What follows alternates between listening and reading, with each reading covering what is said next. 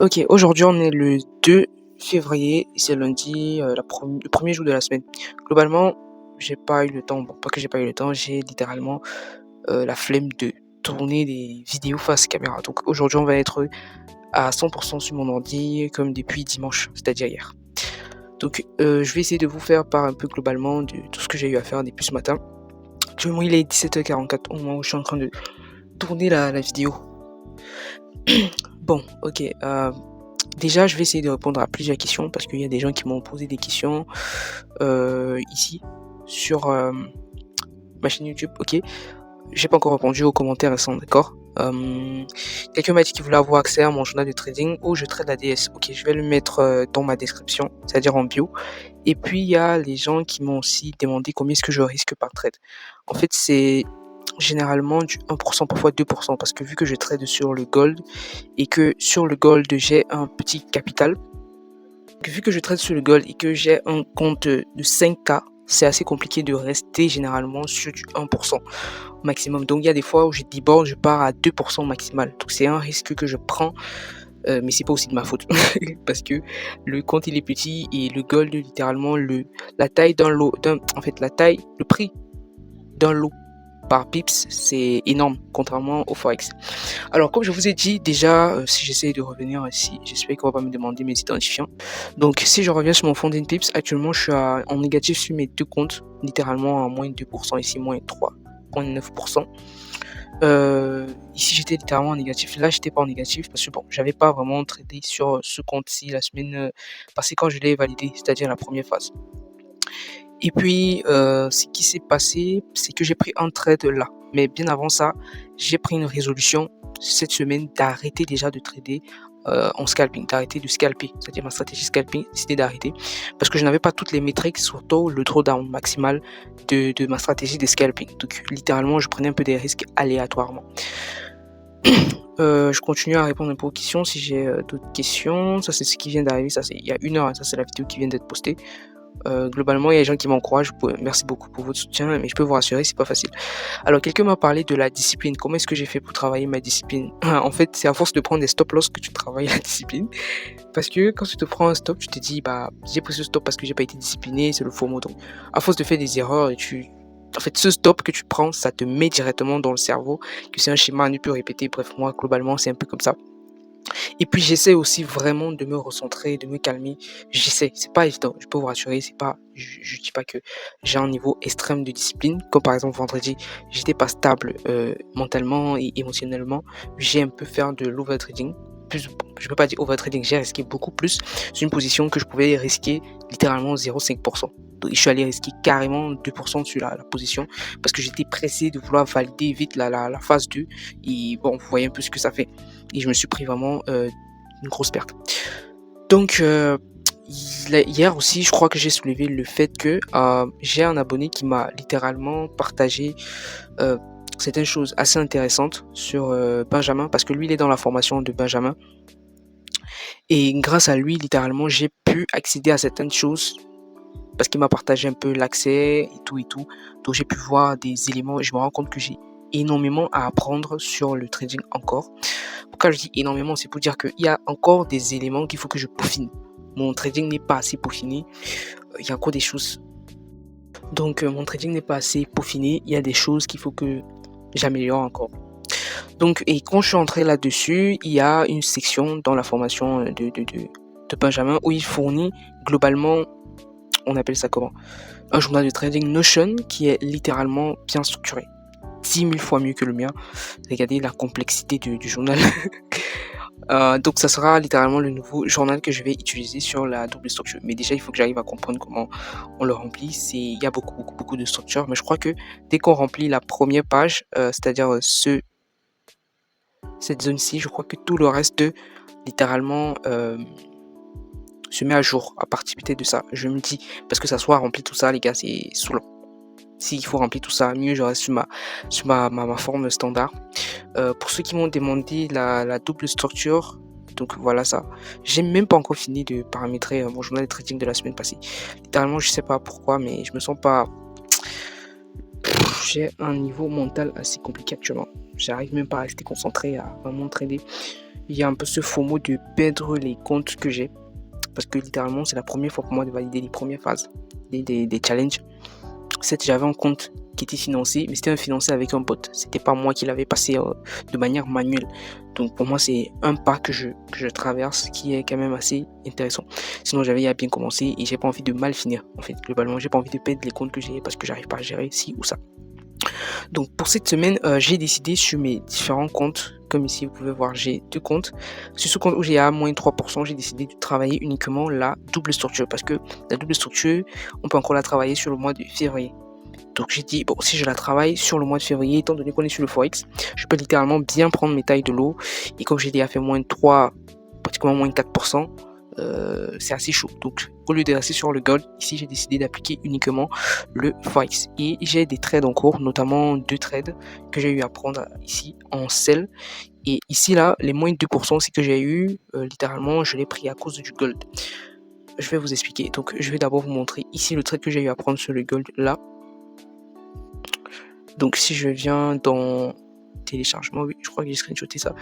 Voici le trade que j'ai eu à prendre sur le gold. C'était un trade à l'achat et je vais vous expliquer concrètement pourquoi est-ce que j'ai pris un trade à l'achat. Le scénario, oh merde, j'ai l'impression d'avoir hop, je sais pas. Ok, j'ai l'impression que j'avais disparu sur la webcam. Le scénario en fait sur le gold était parfait pour dire vrai.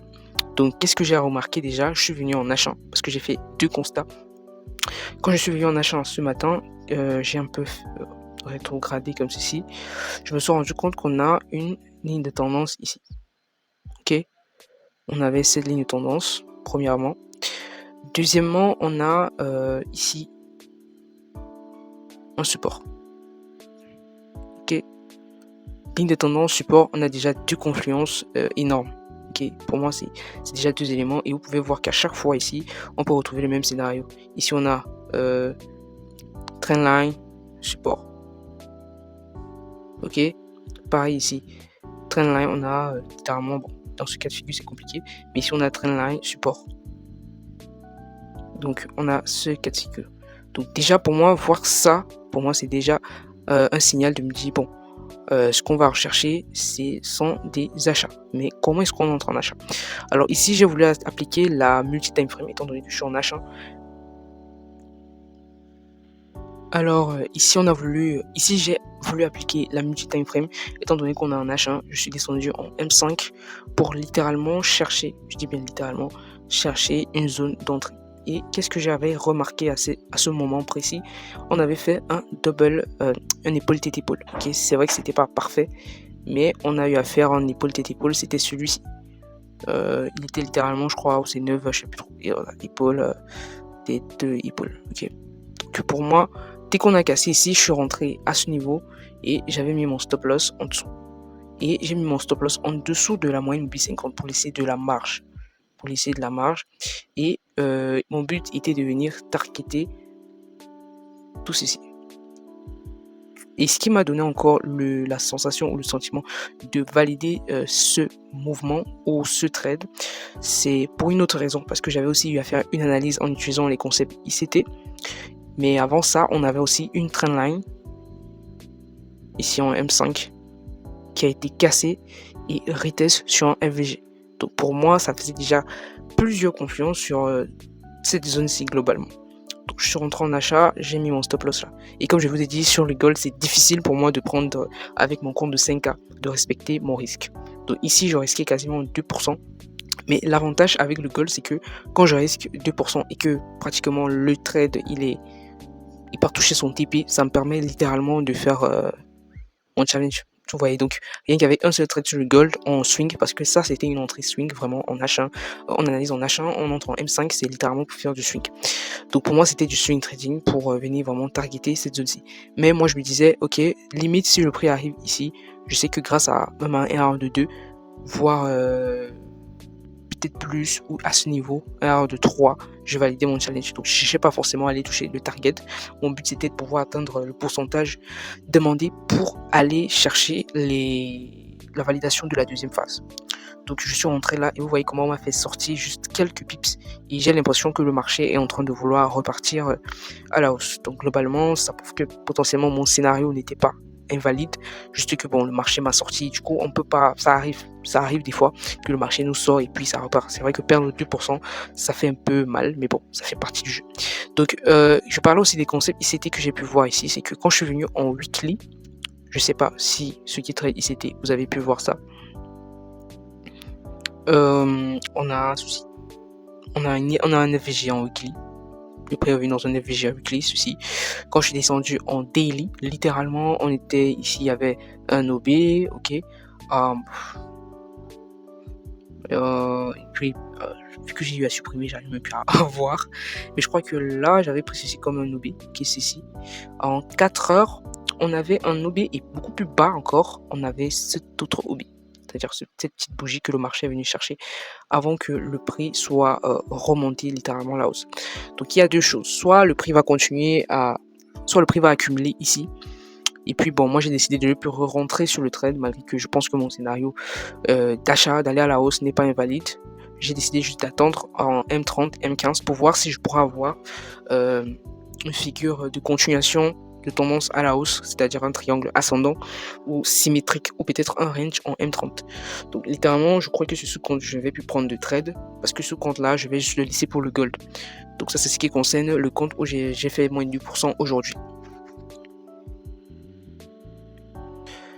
Ok, là, ce que je viens de vous montrer, c'est mon scénario que j'ai pris.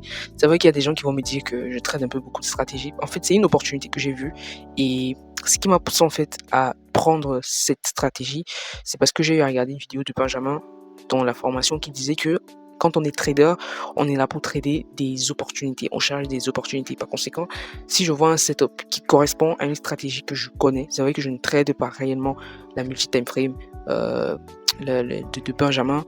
Mais je connais ce concept-là et que je vois que j'ai ce setup en face de moi parce que littéralement, je me dis, le marché m'a juste liquidé pour continuer à la hausse. Moi, j'en suis convaincu. Soit on va ranger ici, soit on va juste descendre, ranger comme ça et repartir à la hausse. Parce que malgré que le DXY soit assez haussier actuellement, le gold ne montre pas vraiment, je peux dire quoi, le gold littéralement ne montre pas une baisse significative comme avec le Forex actuellement, c'est-à-dire tout ce qui est corrélé au dollar. Donc là, on peut voir en M30 parce que j'avais eu à schématiser ça. Je crois que je vous ai montré ça du week-end, je sais plus trop. Mais quand j'étais venu en daily, je vous ai expliqué qu'en daily, on peut voir qu'on est dans un range. Et si on parle littéralement en weekly, en utilisant des concepts ICT, on peut dire qu'on est revenu sur un OB, prise de liquidité. Donc littéralement, on s'attend à une réjection. En plus de voir cette bougie, on appelle ça comme un pendu, je crois, ou c'est marteau, je sais même plus trop. Et si en weekly on finit en positif, vous voyez qu'on a cette bougie suivie d'une bougie haussière. Littéralement, ça donne un bon signal d'une continuation à la hausse. Donc moi je me dis, si on reste uniquement même sur du daily, on est venu sur une zone de support. Et en M30, ce que j'ai constaté, c'est qu'on avait une structure on peut dire retournement ou de continuation haussière, un triangle ascendant qui a bien été brisé. Et le target, c'est-à-dire le target de cette figure chartiste, pour ceux qui tradaient, parce que moi je suis pas rentré dans ce trade, c'était juste une analyse, est littéralement atteint. On a littéralement atteint ça à ce niveau. Mais globalement, j'ai aussi schématisé en H4, je crois, une sorte d'OB, et il faut aussi noter qu'on est sur un FVG H4, donc littéralement le prix peut corriger juste un peu, parce que j'avais expliqué ça, le prix peut corriger juste un peu et continuer. Donc vraiment j'utilise un peu tous ces concepts pour juste comprendre ce qui va se passer sur le DXY. Mais le DXY littéralement sur le gold, je ne prends pas trop attache dessus parce que on peut regarder que parfois le DXY peut être haussier et le gold continue à être haussier. Donc c'est beaucoup plus sur le Forex que ça agit énormément à mon avis, c'est ce que je vois. Donc je peux me tromper pour ceux qui ont un peu plus d'expérience. Donc globalement, voilà un peu la raison pour laquelle moi je ne me suis pas trop appuyé. Et je pense que le gold aura des chances de monter. Peut-être qu'il va continuer à corriger, mais la zone où on est actuellement, c'est une zone où le prix va littéralement monter, va un peu aller à la hausse. Ça peut aller à la hausse et puis redescendre avant de repartir encore à la hausse, chercher les 6500 $. Parce que beaucoup de gens s'attendent à ce que le gold atteigne même les 8000 $. Mais on ne sait pas quand. Sinon, la demande, elle est là, malgré tout ce qui se passe aux États-Unis. Je crois que j'avais un peu expliqué la raison pour laquelle le gold et tout avait chuté. Le fait que le DXY ait pris de la valeur, c'est-à-dire le fait que le dollar ait pris de la valeur, était déjà beaucoup d'événements sur le plan géopolitique. Mais je vous ai expliqué que même sans connaître toutes ces affaires économiques et politiques, pardon, pas géopolitiques, politiques, on pouvait déjà voir sur le plan graphique que le DXY avait les chances d'aller à la hausse, avec ce que je vous ai montré là. Donc ensuite, on va maintenant venir sur le Forex, c'est-à-dire les trades que j'ai eu à prendre ici, parce que je vous ai dit que sur ce premier compte, pas ça sur le deuxième, le premier compte-ci, j'ai pris deux trades sur le Forex. J'avais eu à prendre un sell limit sur le GBP USD en espérant que le prix devait un peu corriger pour que je re-rentre, parce que littéralement c'était des entrées que je devais prendre vendredi. Mais bon. Alors ici sur le GBP USD, je tiens à signaler que j'ai décidé littéralement que je vais uniquement faire la double structure sur... je tiens à signaler que j'ai décidé depuis quelques jours de faire uniquement la double structure sur du 30, 45, H1 et H2. Le H4 daily, je ne prends pas position sur ces unités de temps, même si j'ai un setup parfait 5 étoiles, je ne prends pas. Parce que pour moi, ce sont des unités de temps très grosses et on atteint difficilement le target parce qu'à tout moment, avec tout ce qui se passe actuellement dans le monde, le prix peut se retourner et tout. Donc, je me rends compte qu'en M30, M45, ce sont même les meilleures unités de temps autre H1, H2, où on part littéralement chercher des setups. Donc, il y a ce trade magnifique sur le GBP USD que j'ai observé et je suis rentré ici vendredi, comme je vous ai dit, dans un setup que j'ai pris vendredi. Donc, j'avais eu à prendre un sell limit au cas où, parce que le prix avait donné l'impression de faire un double bottom. Ok, vous pouvez voir ici, on a comme une sorte de double bottom ici qui s'était formé. Je me suis dit que bon, si on cassait cette ligne, littéralement le prix devait revenir peut-être vers cette zone de résistance, ok, avant de continuer comme ça. Donc moi j'avais mis un sell limit pour rentrer, pour re-rentrer ici. Donc littéralement le marché a continué d'aller à la baisse et c'est pas grave de toutes les façons. Donc là c'est un truc que j'ai en démo, pas sur un compte réel. Ensuite on a l'euro USD, c'est le même scénario. Je trouve que l'euro USD, en se basant sur la version améliorée de la double structure que Benjamin a donnée, il a littéralement dit que lui il ne va plus favoriser les structures 2 en 1, c'est-à-dire dans la trendline, on a la deuxième structure qui est ici, la structure d'accumulation. Ici, on a un triangle descendant. Par contre, ici, on a une structure à part et l'autre à part. Je sais plutôt comment est-ce qu'il appelle ça. Donc, littéralement, lui, il va beaucoup plus privilégier le GBP USD. Et je trouve que le GBP USD est un peu... bon, jusqu'à preuve du contraire, est littéralement un peu plus bearish, ok, que l'euro USD. Donc littéralement, je préférais vendre GBP USD parce que je sais que je pourrais littéralement atteindre le target, sachant que si je viens en H4, on va observer que quelque part ici, on est sur une trendline. Donc littéralement, le prix peut corriger et revenir quelque part sur la trendline et repousser à la hausse. Donc c'est aussi quelque chose que je prends en considération. Ok, donc revenons ici sur Euro AUD. Euro AUD, c'est vraiment un setup que j'attends. Je trouve qu'en M45, c'est magnifique. C'est un magnifique setup. On a notre accumulation qui est là. Littéralement, j'ai vu la cassure. Si moi, j'ai pas considéré ça comme une cassure. Donc je vais attendre si le prix vient me casser la zone. Malgré que la première zone psychologique qui suit celle-ci, elle est très proche et littéralement je n'aime pas quand la première zone psychologique est très proche comme ceci. Souvent le prix vient y buter, il revient prendre ton stop loss pour continuer à la baisse, souvent. Mais on va observer, peut-être je vais moins risquer sur la position. Ensuite il y a le NZD USD, ça c'est un trade que j'ai pris à la vente sur le compte Funding Pips que j'ai. Littéralement regardez comment le gold corrige à la hausse. C'est hallucinant, on te sort et mais bon c'est pas grave, c'est pas la fin du monde. On va attendre d'autres setups et peut-être je pourrais tomber sur une trade sur le gold qui littéralement va me permettre d'aller chercher la validation. Peut-être, on verra bien. Donc ici, sur le NZD USD, c'est un setup. Littéralement, on peut prendre 4 de RR pour un TP fixe, mais sinon on peut encore attendre. Je valide vraiment la vente sur tout ce qui est corrélé au dollar parce que je vous ai montré comment le DXY peut littéralement aller à la hausse. Parce que vraiment, si on analyse le DXY, sur du moyen terme, en daily, ok, je vous ai montré, je crois que c'était le week-end, qu'on peut avoir ici comme une sorte de double structure, ok.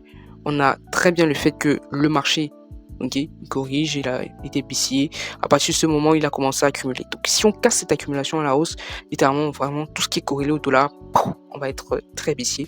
Donc actuellement je préfère privilégier la baisse que la hausse. Donc c'est vrai que bon, quand on voit en NZD USD, donc sur le NZD USD en H4, littéralement on peut se dire que là on est venu chercher plus ou moins ce sommet.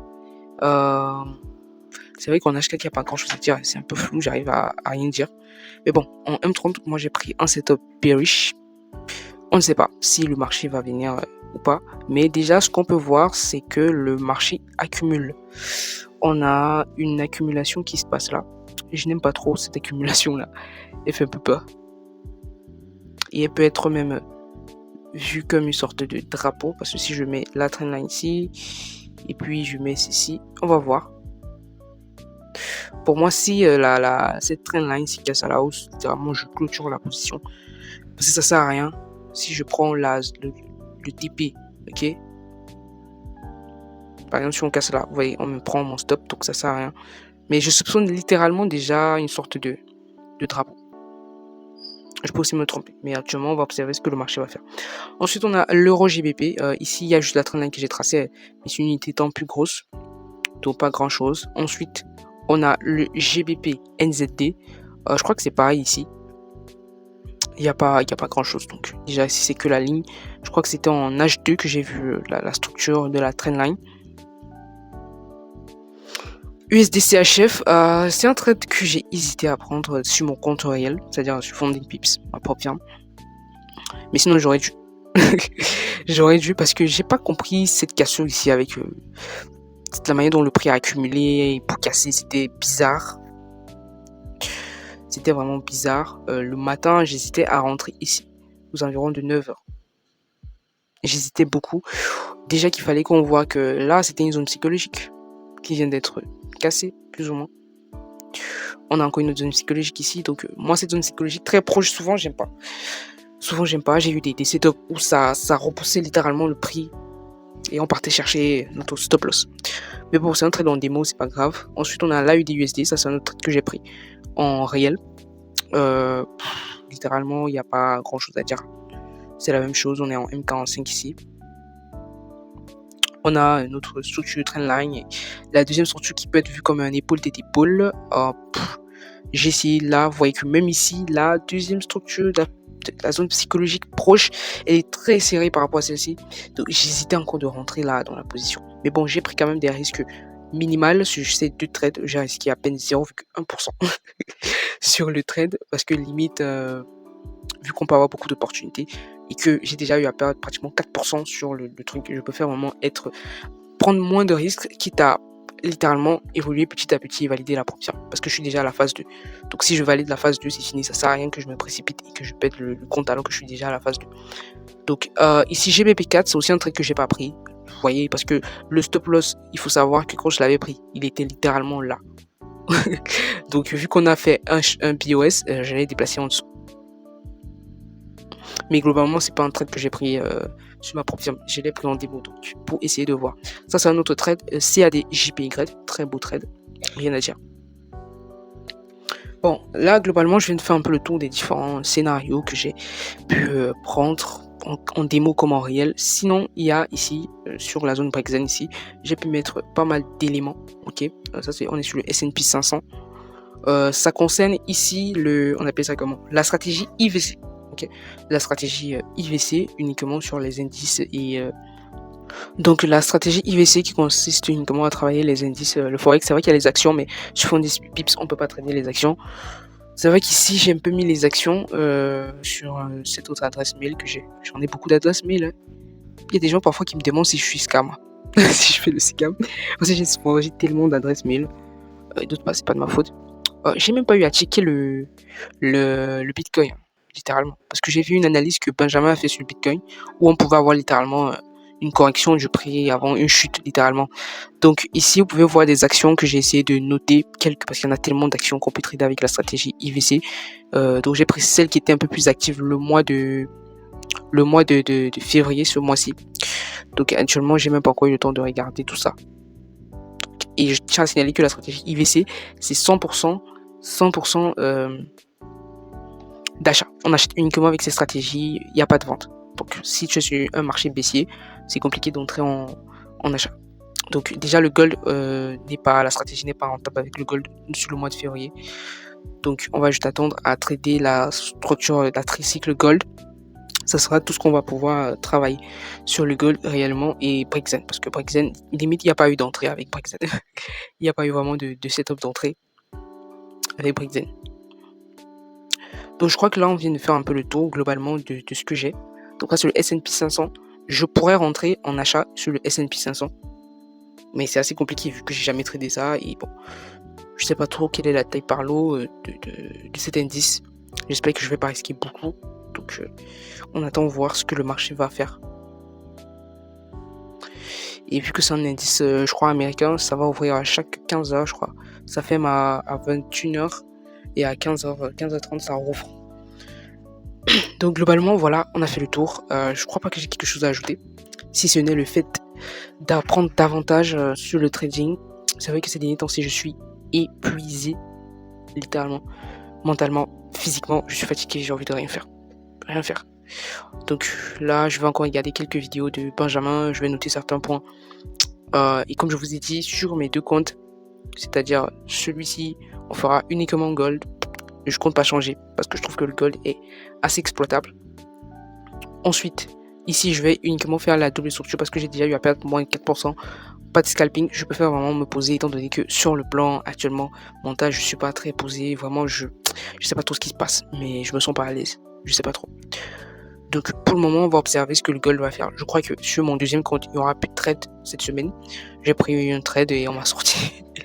Et c'est pas grave, je vais juste attendre avoir un setup soit avec la tricycle gold, soit avec Brexen peut-être demain, si possible, je sais pas. Mais j'aimerais pas parce que je sais qu'avec la tricycle, littéralement les gars, le stop loss c'est généralement énorme. Et tu t'amuses, on te prend un stop. Donc perdre déjà 2%, je préfère littéralement attendre la tricycle gold. Ou souvent je peux risquer littéralement 1% sur les trades parce que on part sur des lows, sur des highs lorsqu'on veut peut-être vendre. Globalement c'est pas ça. Malgré que j'avais un peu un biais vendeur sur le gold hier quand j'ai essayé de regarder le DX Secret, mais quand j'ai essayé de voir la corrélation du DX Secret au gold, le DX Secret n'agit pas fortement sur le gold comme sur le Forex. Donc voilà. Je sais pas, peut-être je vais faire sport les gars parce que mentalement je suis pas posé. Et je crois qu'on va s'arrêter là. Peut-être on va... Je sais pas. Est-ce que j'ai autre chose à vous montrer? Non, j'ai même pas encore rempli. J'ai pas encore rempli mon journal de trading. Je suis même épuisé. C'est chaud. En ce qui concerne la double structure, je vais travailler ça désormais sur celui-ci. Mais sinon, je vais déjà mettre celui-ci en ligne. Ça sera disponible pour que vous voyez déjà les trucs que j'ai eu à prendre. C'est vrai que c'est pas assez complet. Vous voyez, c'est très basique le journal de trading ici. Je vais peut-être travailler avec ce que Benjamin fournit. Et je vais peut-être le mettre en... Parce que là, je vois que c'est un peu privé, c'est en privé. Je vais un peu le mettre en public pour que vous puissiez peut-être le dupliquer et l'utiliser, littéralement. Mais déjà, je sais même pas comment on l'utilise. C'est d'abord ça le problème. C'est déjà ça le problème. Il faut que j'arrive à comprendre comment on l'utilise. Et je vais commencer à le mettre, à travailler ici. Maintenant, l'ancien, je vais vous le partager. Et j'ai pas encore eu à faire un journal de trading pour les trades que j'ai pris en scalping la semaine passée. Je vous assure, j'ai quasiment rien foutu. Je sais pas les gars, je suis fatigué mentalement, je sais pas ce qui se passe. Malgré que je fais parfois le sport pour essayer de me rebooster. Je me sens cassé mentalement. Franchement, cassé, je sais pas ce qui se passe. Moi-même, je sais pas. J'ai parfois envie de me ressourcer, de me déconnecter de beaucoup de choses et je sais pas. Je sais pas si ça arrive à certaines personnes, mais parfois il y a ce côté d'une pression, je sais pas. Je sais pas ce qui se passe dans ma vie actuellement. Je suis plan mental, je suis épuisé, je me réveille le matin, je veux rien faire. Mais bon, j'espère que cette phase va passer. Il fait extrêmement chaud. Et comme je suis encore enfermé dans la chambre, c'est grave. Donc globalement, sur les graphiques, on n'a plus rien à faire. On n'a plus rien à faire. Plus rien du tout. Donc c'est déjà demain, comme je vous ai dit, on était sur du 100% PC. Peut-être demain, ça sera encore la même chose. Parce que les gars, je suis fatigué, je vous assure, je suis épuisé, je sais pas. Je suis vidé, c'est-à-dire, j'ai plus d'énergie, j'ai plus de motivation, j'ai plus rien. Oui, j'ai pas. Même quand je vous fais cette vidéo, je me dis, bon, il faut quand même que je fasse une vidéo pour continuer à noter ma progression. Je peux pas arrêter du coup et disparaître comme ça. Et du coup, j'ai décidé de filmer comme ça pendant presque 5 ans. Jusqu'à ce que j'atteigne mon objectif de réussir avec le trading. Et je peux vous rassurer que ce n'est pas facile du tout. Quand j'ai eu à échanger avec le trader en question qui est dans la formation de Benjamin, il m'a dit qu'il a commencé le trading depuis 2021. Et c'est, disons, de fin 2025 qu'il a commencé à être rentable. Quand j'ai dit, je vois le temps qu'il a pris, c'est vrai que bon, il n'avait pas accès à des formations. Et puis bon, vu que je connais pas trop son parcours en détail, je vois que il a été persévérant, très persévérant. Et beaucoup, quand on commence en autodidacte, en trading, on peut s'égarer énormément. C'est pas évident. Et parfois, on persiste dans la bêtise. Ça fait que Il y a aussi des gens qui n'aiment pas se remettre en question. Comme je vous ai dit, moi j'ai décidé d'arrêter de trader ma stratégie scalping. Pas que je l'arrête définitivement, mais je vais continuer à l'observer, à la travailler, à récolter les data, et voir comment l'optimiser. Ça peut être une très belle stratégie à mettre en automatique. Ok, vraiment à mettre en automatique ou pas. Donc vraiment, j'ai préféré mettre une pause. Déjà que, comme je vous ai dit, j'ai pas tous les détails de ma stratégie, je connais pas son drawdown max, et je me suis rendu compte que en prop firm, quand tu trades en prop firm, c'est important de connaître le drawdown maximal quand tu trades une stratégie. Ça va te permettre de connaître exactement quel est le pourcentage. Donc pour ceux qui me demandent souvent quel est le pourcentage à prendre peut-être sur une prop firm, tout va dépendre de ton drawdown max de ta stratégie. Par exemple, si je prends la stratégie IVC, attendez, j'essaie de vous montrer le document. Je crois que je l'ai même ici. Attendez, je vais relancer ça. Si j'essaie de trouver la stratégie IVC, je me demande où j'ai mis ce document. Voilà, le voici. Donc si je prends la stratégie IVC, je vais essayer de vous expliquer un peu globalement le lien qu'il y a entre le drawdown max et votre pourcentage de risque, ok, par rapport au capital de départ, parce que le pourcentage de risque doit être fixe. C'est-à-dire c'est par rapport au capital de départ. C'est-à-dire si votre capital de départ c'est 10 000 $, vous faites peut-être si c'est 1%, c'est 1% de 10 000 $. Donc avec la stratégie IVC, c'est-à-dire IVC. Bon.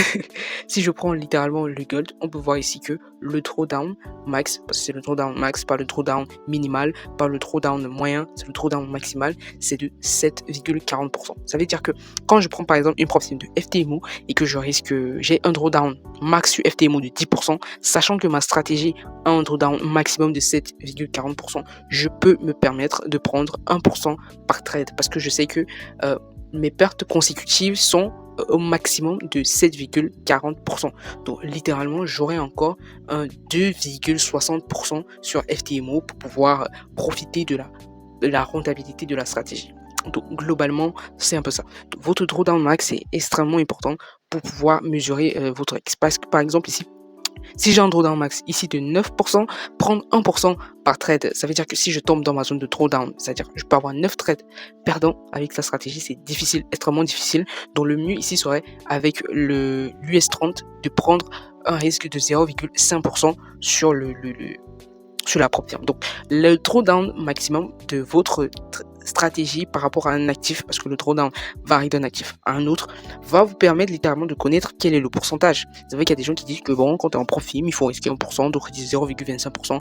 Tout va dépendre, à mon avis, de ton drawdown max. Si tu as un drawdown max de 2%, littéralement, tu peux te permettre même de risquer 2% par position. Mais déjà encore, il faut aussi voir le win rate. Tu peux pas avoir un drawdown max de 2% et avoir littéralement, je peux dire quoi, un win rate qui n'est pas intéressant. Donc globalement, et d'autre part aussi, il y a des stratégies qui ne sont pas optimisées à mon avis pour des prop firms. Je le pense. Et j'ai aussi appris quelque chose de fondamental, c'est que quand vous traitez des prop firms, il ne faut pas vous attacher à ces comptes. Parce que moi, j'ai constaté que j'ai un attachement émotionnel sur mes comptes de prop firm. Ça fait que à un moment donné, je peux me retrouver à trader sous l'émotion au lieu d'être discipliné. C'est un point que je travaille, c'est-à-dire me détacher. Parce qu'il faut savoir que hier, je crois que j'ai fait une vidéo globale où je lisais avec vous le document que Benjamin fournit sur comment est-ce que on gère un compte prop firm, et il soulevait un aspect assez intéressant. Ça fait que j'ai pas envie de revenir sur ça, mais le document il est là. Je crois qu'il a une vidéo YouTube dessus, je crois. Je sais pas pourquoi ça s'affiche pas. Bon, ça recharge encore. C'est quelque part ici, il parlait de drawdown, machin chouette et tout. Voilà. Je sais plus trop, il parlait de drawdown. Voilà, ici, money management et drawdown. Donc le lien qu'il y a entre drawdown et le risque. Donc le risque de votre stratégie, le risque par trade sur un actif bien précis va dépendre de son drawdown. Globalement, c'est un peu ça. Donc moi, je vais vous expliquer comment est-ce que je travaille actuellement. Je suis un peu dans le rouge, pas qu'un peu, énormément même. Et puis on croise juste les doigts que mes trades me donnent raison. Malgré que sur le trading, on cherche pas à avoir raison. Hop, voilà. Donc les gars, on se retrouve à demain. Demain, j'espère pouvoir avoir l'énergie. Je serai peut-être en gros sur mon PC, peut-être je serai pas face caméra pour parler parce que globalement, il n'y a pas grand chose à dire. Et vous filmer ma journée, c'est assez compliqué parce que je suis démonté.